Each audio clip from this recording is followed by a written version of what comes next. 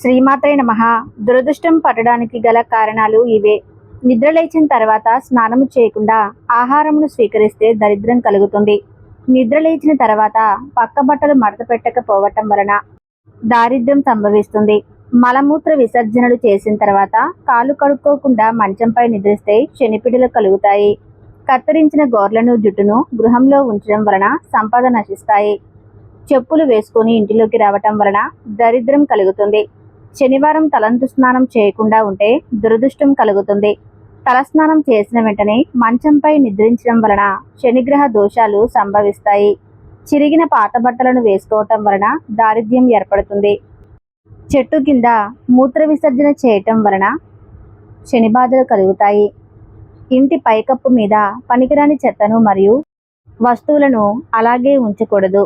విరిగిన వస్తువులను ఉపయోగించడం వలన, గడపలపై కూర్చోవటం వలన, చెప్పులు మరియు బూట్లను తలకిందులుగా ఉంచడం వలన, ఇంట్లో తుప్పు పట్టిన పాత తాళం కప్పలను అలాగే ఉంచడం వలన, విరిగిన దువ్వెనతో దువ్వటం వలన, ఇంటి ఆవరణలో ఇనుప వస్తువులను, అశుభ్రమైన వస్తువులను ఉంచితే ఆర్థిక సమస్యలు తలెత్తుతాయి.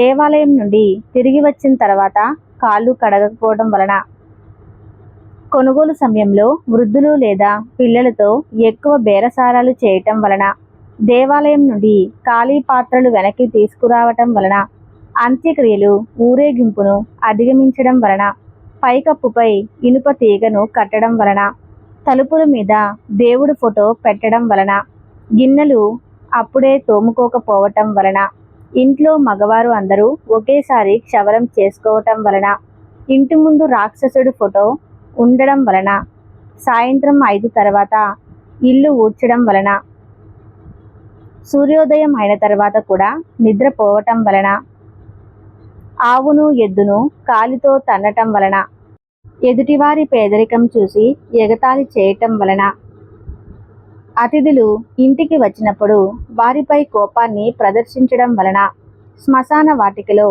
నవ్వటం వలన, చీపురును కాళ్ళతో తాకితే శనిగ్రహ దోషాలు కలుగుతాయి.